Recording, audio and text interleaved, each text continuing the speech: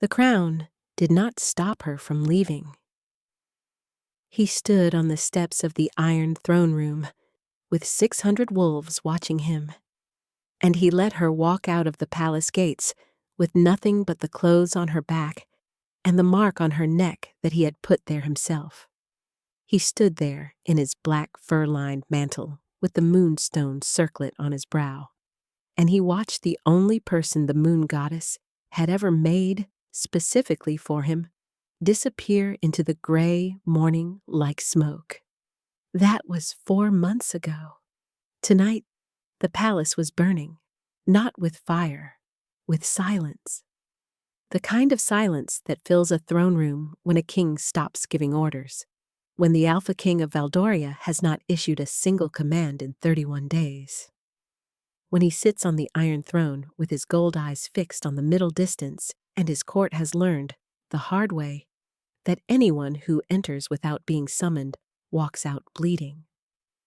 This is the story of Calum Blackmere, the most powerful wolf in 7 packs, the man who chose a crown over his fated mate, and what happened when he realized too late that the crown was made of nothing without her. But the part that will stop you from breathing, that comes much later. Because first, you need to understand exactly what he threw away, and why, when she came back, she did not come back for him. She came back for Valdoria. And Calum Blackmere had to earn her all over again, one breaking piece at a time. Her name was Senna Vance. She had been nobody for 22 years, daughter of a fallen house, stripped of its standing before she could walk. She grew up in Thornwick, in a healer's cottage at the edge of the forest, where nobody asked too many questions about who you were or where you came from. She knew roots and salves and the difference between a fever that breaks on its own and one that kills before dawn. She knew hunger.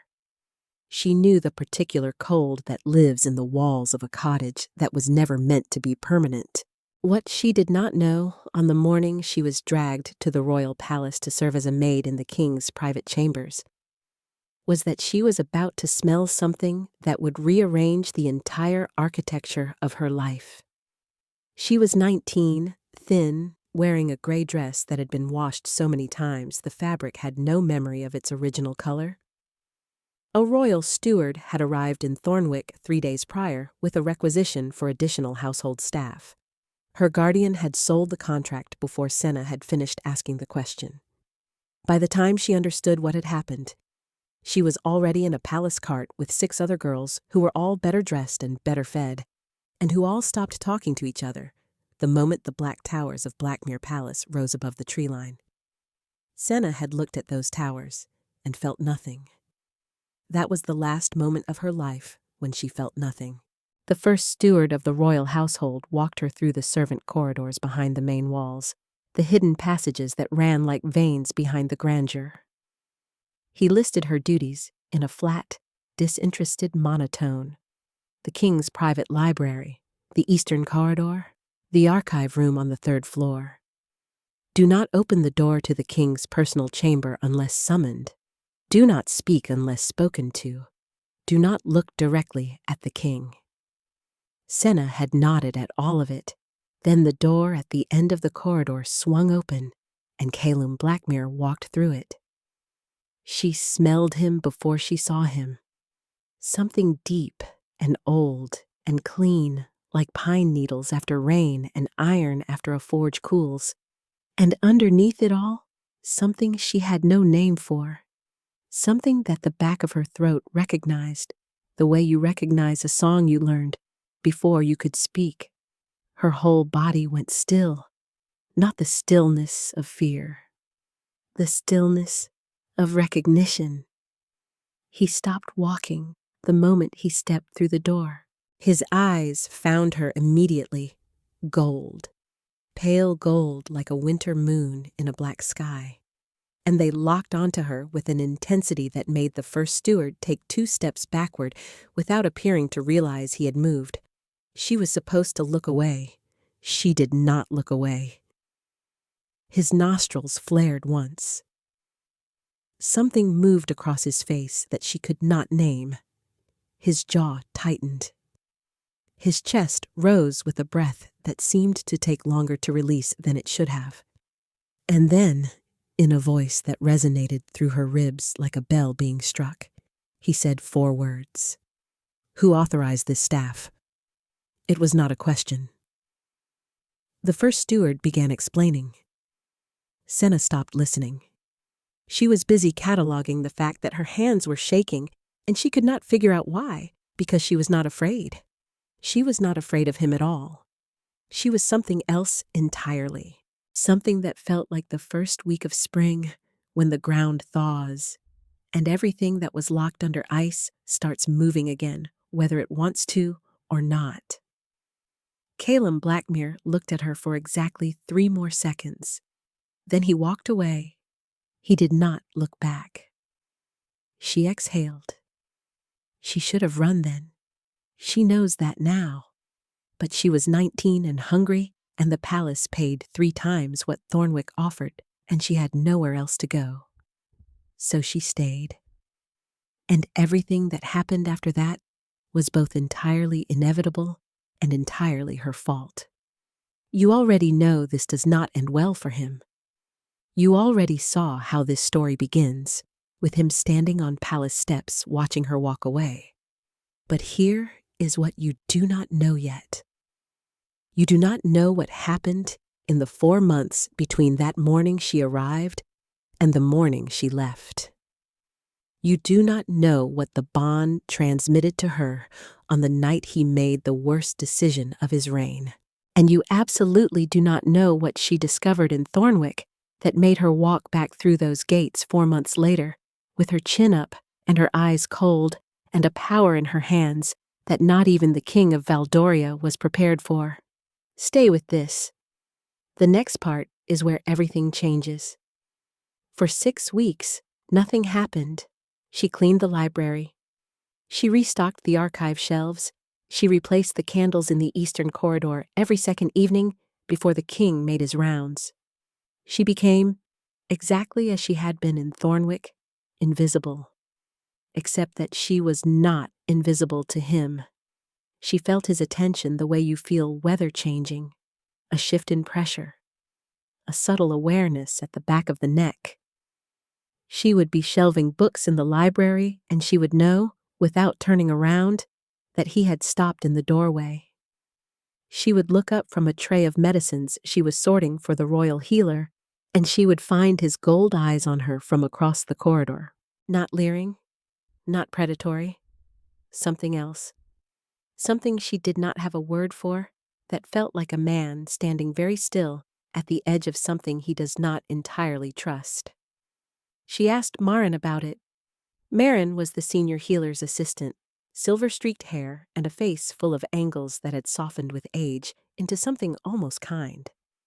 Marin had looked at her with an expression that combined sympathy and pity in a way that made Senna's stomach drop. "Has he spoken to you yet?" Marin asked. "No." "Has he touched you, accidentally, in passing?" "No." Marin exhaled. "Then we have a little time.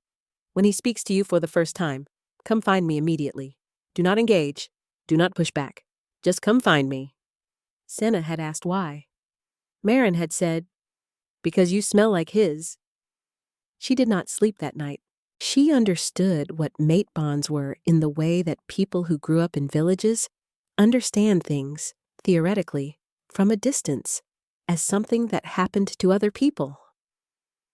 She knew the stages. She had treated wolves in the grip of bond fever when the connection had been severed. She had held the hand of a woman in Thornwick whose mate had died in a border skirmish and who had spent 3 weeks shaking in a root cellar refusing water because the bond's severing felt like an amputation from the inside. She knew what a mate bond did. She did not know what it felt like when it was building. Now she was starting to. The flutter started on the 42nd day. She was in the archive room on the 3rd floor when it moved through her. Not pain, not heat. Just a flutter, low in her chest, like something being folded open. She pressed her hand to her sternum and stood very still and felt it pulse once, twice, and then settle into something that stayed, something warm and quiet and entirely unasked for. 2 floors below, she felt rather than heard a door close. She knew it was his. That was when she understood she was in serious trouble. He came to the library on the 44th day, not passing through, not stopping in the doorway. He walked in, moved to the far reading table, and sat down with a stack of council reports that he clearly had no intention of reading. She knew he had no intention of reading them because he was facing her direction and his eyes were not on the reports. She kept shelving. "You are from Thornwick?" he said. It was not phrasing she would have chosen for a first sentence. She turned slowly. He was watching her with that gold gaze that felt like being held rather than looked at. "I am," she said. "You have healer training?" "Some." "The royal healer speaks well of you." She said nothing. She was measuring the distance to the door without appearing to measure the distance to the door.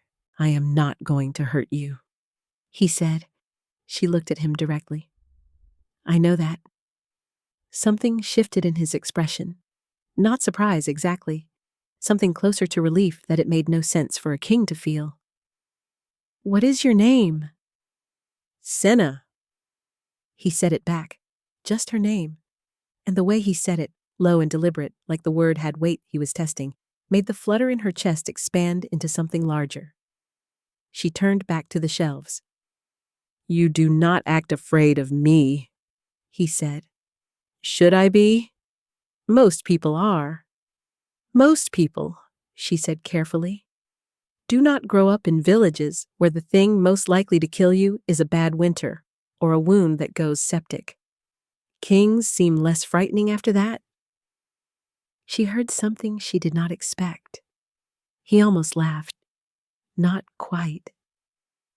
A breath that was not quite an exhale, a brief loosening of something she had not realized was held tight, but it was close enough that she looked at him again without meaning to.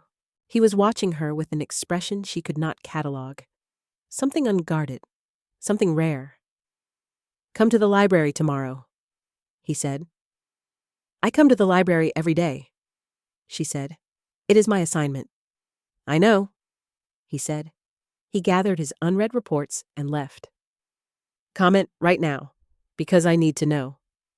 Did she realize yet? Did you catch it? He is already gone.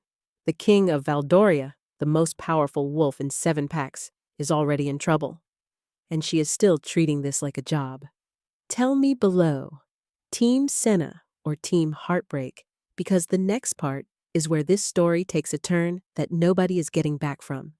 It went on for 3 weeks.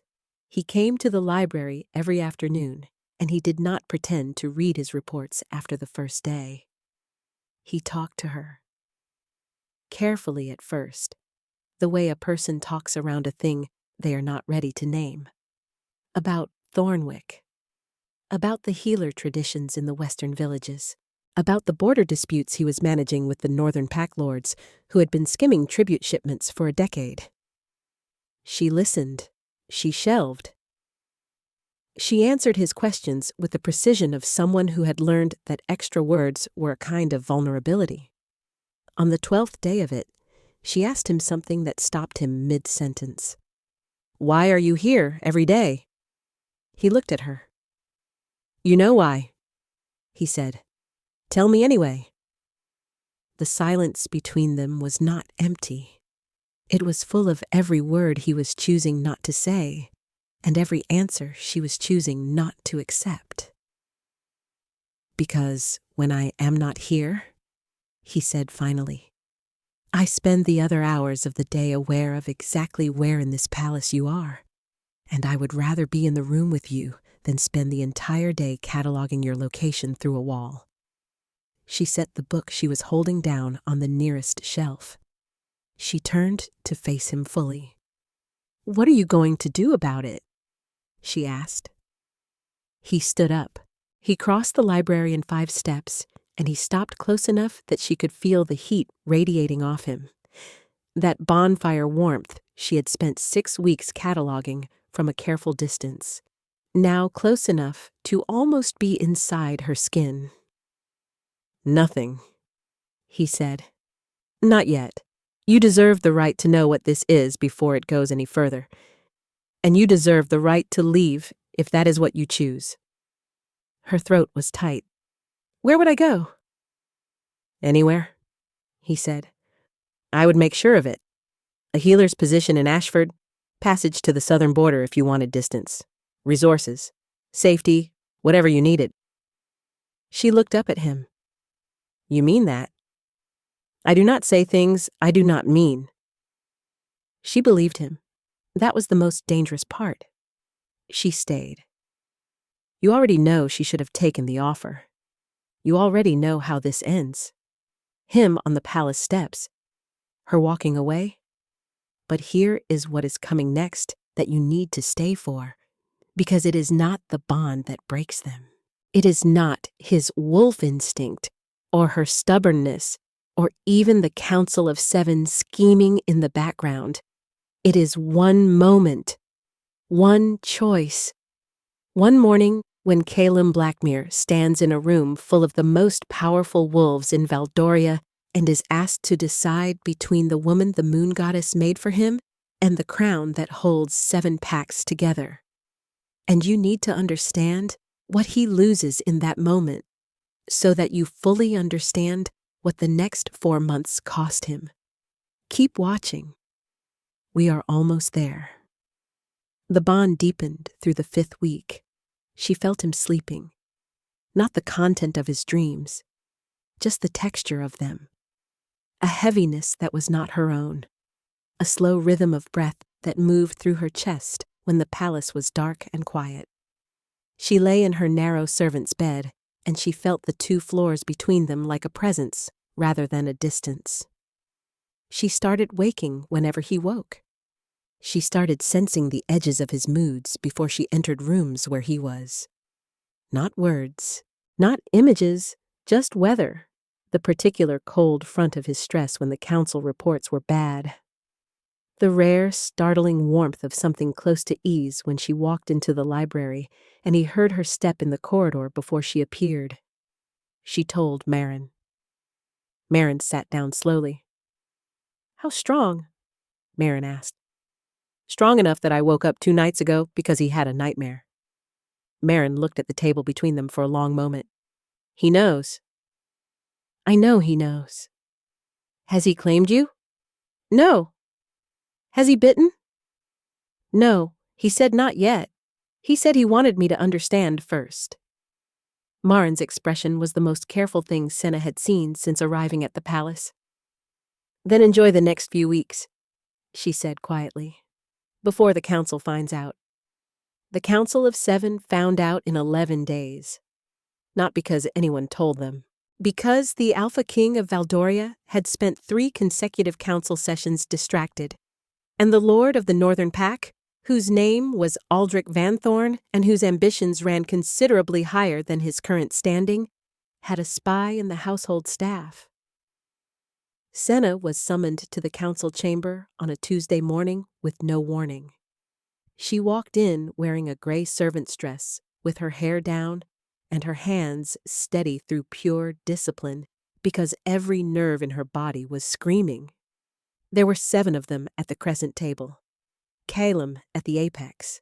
His expression was iron. Aldrich Vanthorne spoke first. "This is the girl?" "This is Senna Vance," Calum said. "A member of the household staff." "House Vance?" Aldrich said, turning it over in his mouth like something sour. "Stripped of standing 15 years ago. No pact claim. No bloodline standing. No wolf blood confirmed." "Her blood is not the council's concern," Calum said. "It is precisely the council's concern," Aldrich said. "When the Alpha King appears to have formed a bond attachment to a housemaid, with no standing, no bloodline, and no confirmed shift capability. The laws of succession are clear. The mate of the Alpha King must be wolf-born. She must carry pack blood. She must be capable of bearing wolf heirs. This girl is none of those things by verified record. Senna stood in the center of the room and did not flinch. "She is mine," Caleb said. The room went completely still. "The bond does not ask permission," he continued. "It does not consult bloodline registries. I did not choose this.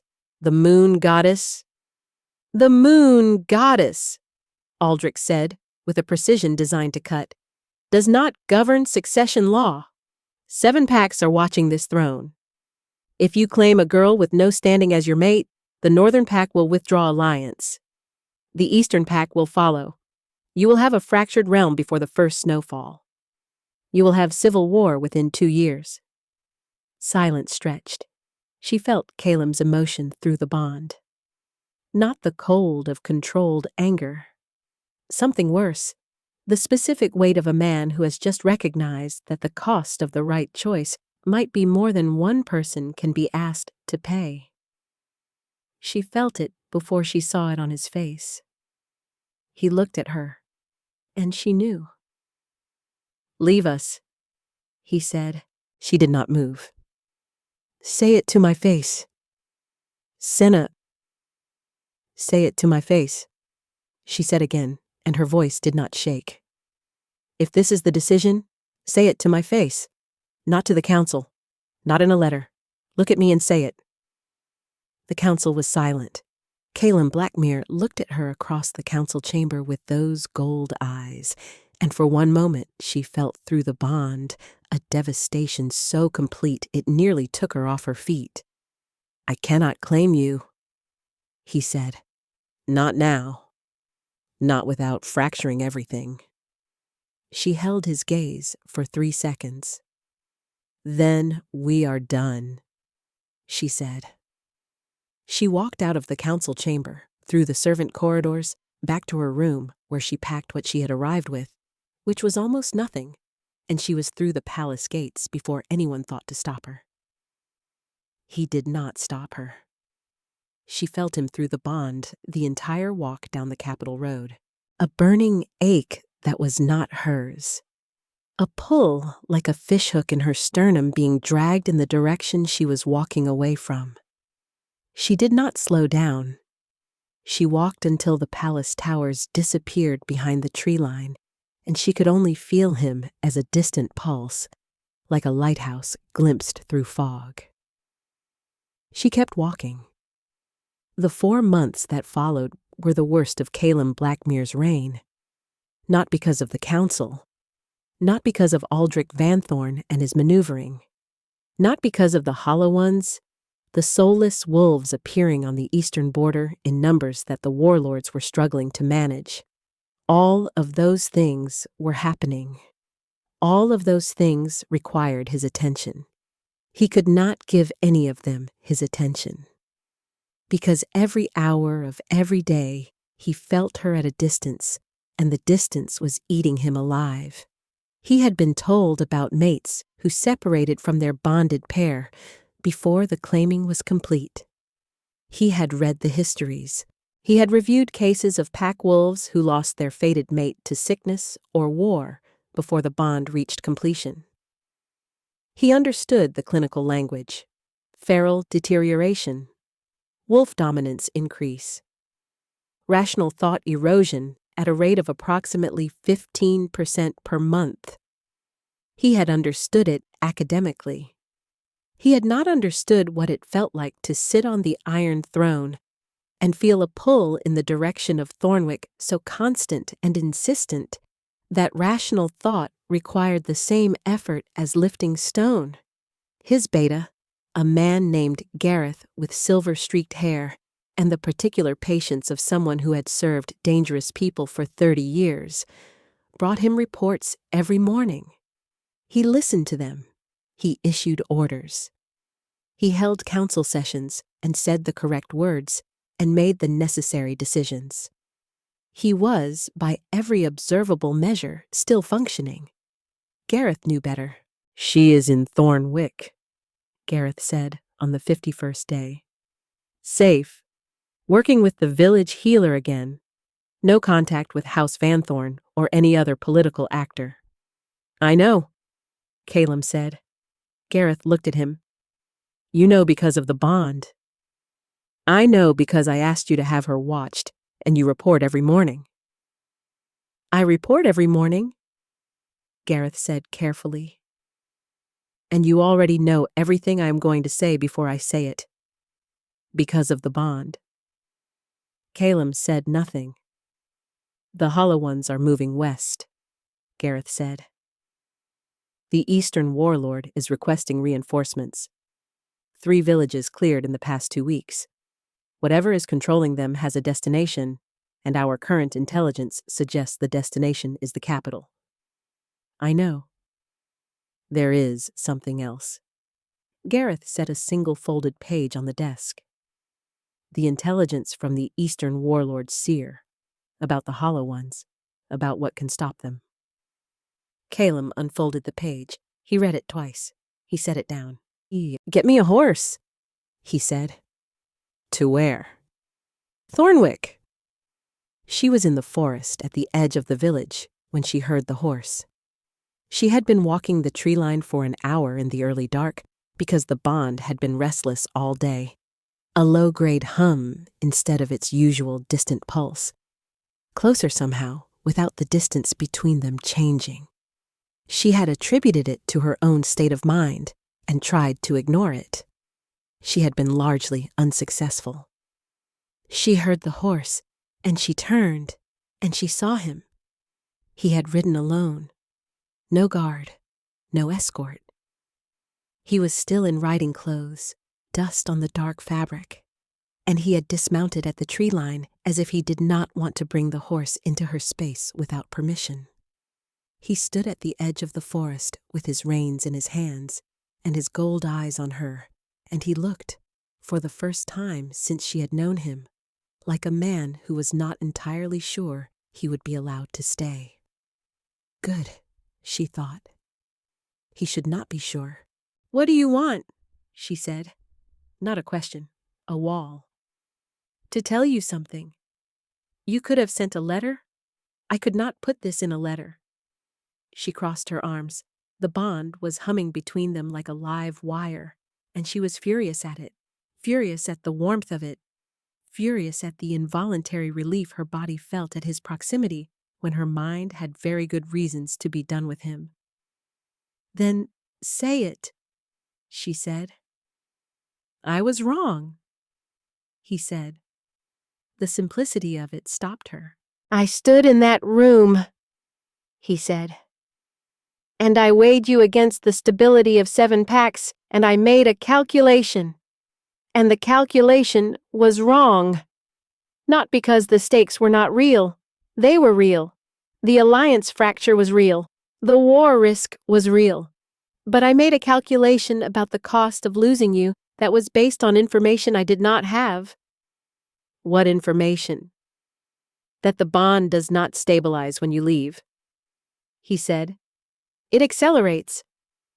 I have been losing approximately 15% of rational thought capacity per month since you walked out of those gates.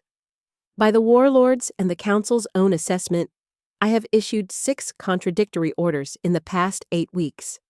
The Eastern Border Campaign has stalled because I sent reinforcements to the wrong territory. 3 of my 7 council members have formally requested a competency review." He paused. "I have fractured the realm already, by trying not to." She looked at him for a long time. "That is not why I am here," he said. "I am not here because I am losing my mind. I am here because I was wrong to let you walk out of that chamber. I told you that you deserved to know what this was before it went any further. I told you that you deserved the right to choose. And then when the moment came, I made the choice for you without giving you a voice in it. I used your protection as a justification to protect the crown. Those are different things. I should have known the difference. She said nothing. The forest was dark and quiet around them. There is something else, he said. He reached into his coat and produced the folded page. The hollow ones, the seer's intelligence. She took it, read it. Her hands went very still. Luminary light, she said. The only thing that releases them, he said. The seer confirmed it. And the intelligence from the Eastern Warlords network ties back to a single point of origin. Someone has been creating hollow ones deliberately, an army of them, directed toward the capital, and the only weapon in the realm that can stop them is something that last walked this realm 1,000 years ago, she said. Yes. She looked up at him. You came here to tell me that my mother was not who I thought she was? I came here to tell you the truth that was hidden from you, he said. Your mother bound your power when you were born to protect you. House Vance was stripped of standing not because of political failure. It was stripped because someone on the Council of Seven found out what you were and moved to eliminate the threat before you came of age. Your guardian in Thornwick was paid to keep you small and invisible and far from anything that might wake what you carry. She sat down on the root of a large oak. She needed a moment. He waited. He did not fill the silence. He did not move toward her. He stood at the edge of the tree line with his reins in his hands, and he gave her the silence with the particular quality of a man who knows that silence is sometimes the only honest gift. Finally, she said, Why are you telling me this now? Because it is yours to know, he said. Not mine to carry. Not a weapon I hold. Yours. And the realm. And the realm, he said quietly. I will not pretend I do not need you. I will not pretend the stakes are not enormous. But I came here to give you this information because you deserve it, not to use it to bring you back. What you do with it is entirely your choice. She looked at him across the dark forest floor. You are a deeply infuriating person, she said. I know. You had 3 weeks in that library to say any of this. I know. And instead, you waited for a council room full of your enemies to force the moment. I know that too. You are the worst possible candidate to be anyone's fated mate. He almost smiled. I am aware. She stood up. She looked at the folded page in her hands. She looked at the tree line. She looked at the distant dark shapes of the village where she had spent 4 months rebuilding a life she had not wanted to rebuild, because the life she had wanted was already gone. I am not coming back for you, she said. I want that understood. I am coming back for Valdoria, for the people in those eastern villages, for whatever this power is inside me that I apparently have a responsibility to. Understood, he said. You will give me a role on the War Council, my own seat, my own voice. Done. You will not use the bond to make decisions for me. If there is ever a moment like that council chamber again, you will not make the choice for me. You will ask me. I swear it, he said. She crossed the forest floor. She stopped in front of him. The bond between them, which had been a distant lighthouse for 4 months, went from lighthouse to bonfire in the space of a step. She felt it move through her like heat returning to something that had been cold too long, a warmth so complete it almost hurt. She held out her hand. He looked at it for a moment. Then he took it. Just so you know, she said quietly, the 15% per month thing. I know it goes both ways. I have been waking up every morning for 4 months with your nightmares in my chest. The bond does not care who walked away. He said nothing. His hand tightened around hers. I am still angry at you, she said. I know, he said. You are allowed to be? I do not forgive easily. I do not expect easily, he said. I expect honestly, whatever that costs. She exhaled. They rode back to the capital together. Not in silence, not in declarations, but in the careful and extraordinary territory of two people who have seen each other at their worst and are choosing proximity anyway. She asked him about the eastern border, in the details she had been denied access to for 4 months. He told her everything: campaign maps, supply lines, pack alliance tensions, the intelligence on whoever was creating the Hollow Ones, a name that the seer had spoken once and refused to repeat. She listened. She asked sharp questions. She caught 2 tactical errors in the supply line plan within the first hour, and told him so without softening the assessment. He took notes. Gareth met them at the palace gates. He looked at Senna. He looked at Calum. He looked at their joined hands. He exhaled with the relief of a man who has been holding his breath for 4 months. Thank the moon goddess, he said. Do not, Senna said. Do not what? Do not act as though I am here because everything is resolved, she said. I am here because there is a war to stop, and I have power that can stop it. The rest of this is still being determined. Gareth looked at Kylam. I like her, he said. You always have, Calum said. The first time she accessed the luminary power was in the eastern courtyard at 4 a.m. She stood in the cold with her palms up and Calum 3 feet behind her, and she breathed into the place in her chest where the bond lived, and the bond was warm and steady and present, and she pulled. The light came. Not silver, not warm gold. Something older. Something like the moon distilled into a single point and then expanded outward from her palms in rings that lit the courtyard like noon. She felt the binding her mother had placed unraveling from the inside. The power moving through her like water through a crack that has been waiting years to become a river. She felt Calum behind her without looking. The light was enormous. The light was frightening. The light was hers. She pulled it back. She stood in the dark courtyard, shaking. He was behind her immediately, not grabbing, not restraining, just present, a steady heat at her back, his hands resting lightly on her shoulders, with a gentleness that was in direct contrast to every hard-edged thing she knew about him. I have got you, he said quietly. She leaned back 1 inch. He caught the inch. The battle on the eastern border came 6 weeks later. It was not the clean, decisive thing that stories make of battles. It was mud and cold and 3 sleepless nights and a ridge above the Thornwood ravine where the Hollow Ones moved in a formation that had no logic except hunger.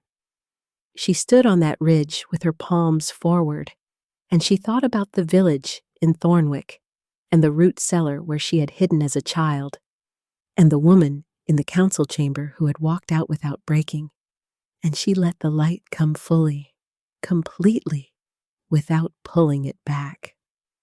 The Hollow Ones dissolved. Every last one of them. The field went quiet. She sank to 1 knee. He was at her side before the light had fully faded, down in the mud without any consideration for the crown or the watching warriors or the 6 warlords who would write dispatches about this moment for the rest of their careers. Down in the mud beside her with one hand at her back and his forehead almost touching hers, and his voice low and steady and entirely private. Worth it, he said. You are safe. That is all that matters. She turned her head until their foreheads touched. I told you, she said. What did you tell me? That I was not coming back for you. You told me that, he said. And yet here you are, In the mud. Here I am in the mud, he agreed. She laughed. Exhausted and cold and still shaking from the light that had moved through her, she laughed, and he made a sound against her temple that was low and warm, and the closest thing to a laugh she had ever heard from him. Calum, she said. Senna. I came back for Valdoria, she said. That is still true. She paused. But I also came back because the 4 months without you were the worst 4 months of my life, and I refuse to do that again. He said nothing for a moment. When he spoke, it was quiet enough that nobody else on that ridge could hear it. I would burn every alliance and fracture every pact in this realm before I let you walk away from me again, he said. The Council of 7 can go to the Thornwood. Aldrich Vanthorn can take his bloodline arguments and return to the Northern Pack where they belong. I will rule with you beside me, or I will not rule at all. The crown means nothing. It never meant anything. I just did not understand that clearly enough until I was standing on the palace steps, watching you disappear and realizing that everything I was holding on to was made of nothing. She lifted her head. She looked at him in the gray dawn light with the eastern border quiet behind them, for the first time in 2 years, and the bond between them no longer a thread or a rope or a lighthouse beam, but something that had no metaphor because it was simply the fabric of her chest. You have a lot of ground to cover, she said. I know. Council seat, my own voice, no decisions made for me. Every promise I made, he said. I keep my promises. She held his gaze. She believed him. She had believed him in the library on the 44th day, and she believed him now in the mud of the eastern border, and she suspected she would believe him in every room they ever stood in together, because he was, for all his failures and all his wrong calculations, a man who said only things he meant. Then let us go home, she said. He helped her to her feet. They walked off the ridge together. Aldrich Vanthorn was removed from the Council of 7 3 weeks after the Eastern Border battle. His network of informants dismantled, and his alliance with whoever had been creating the Hollow Ones confirmed by Gareth's intelligence work and laid before the remaining 6 council members in evidence too thorough to dispute. Senna took her seat on the War Council. She took a second seat on the Household Council before anyone had the chance to ask. She restructured the Healer Corps and established a direct communication line between the Royal Healer and the village healers in every territory, because 3 of the eastern villages had lost people who should not have died waiting for help that was stuck in bureaucratic procedure. Nobody argued with her. Talem watched from the head of the table and said nothing. Gareth leaned over to him on the 3rd day of the new council structure and said quietly, You know she is going to reorganize everything. I know, Calum said. You are going to let her. I am going to help her, he said. The claiming happened on a night in late winter, in the king's garden under the moonflowers that bloomed white and cold and ancient. Not witnessed, not ceremonial, not performed for the council's record or the pact's approval. Just the 2 of them and the bond and the moon and the garden that had watched over Valdoria for 1,000 years. She chose it. She said the words first. He followed. The bond completed the way all true things complete, not with thunder, but with stillness. The particular stillness that comes after all the noise. She stood in the garden with his mark warm on her neck and his hands in her hair, and the whole palace quiet around them. And she thought about Thornwick and the gray dress and the morning she had arrived with nothing and expected nothing and had somehow, improbably, in defiance of every calculation the council had made, become the thing that made the most powerful wolf in 7 packs human. "I love you," she said. Not because he asked, not because the bond required it, because she had been carrying it for months and it was hers to give, and she chose to give it. He said her name, just her name, like it cost him something, like it was the only word he had ever needed. The realm settled. Not perfectly, not finally. Because realms do not settle perfectly or finally, there are always borders and councils and old grudges dressed in new language. The Eastern Territories required another season of stabilization. The Northern Pact made several more provocative moves before deciding that Senna's documented ability to reduce an army of hollow ones to silence was perhaps not the lineage to antagonize. The council adjusted. The bureaucracy ground forward. But the palace was different. The palace had a king who slept through the night. The palace had a queen who walked its corridors without looking for exits. The palace had, in its ancient library, 2 people who sat across from each other in the afternoons, the way they had once sat with an ocean of unsaid things between them, and now sat with nothing unsaid and nowhere to be but here. Gareth brought the morning reports. Senna made changes to them. Tylum led her. The crown sat on the Iron Throne. Neither of them thought about it much.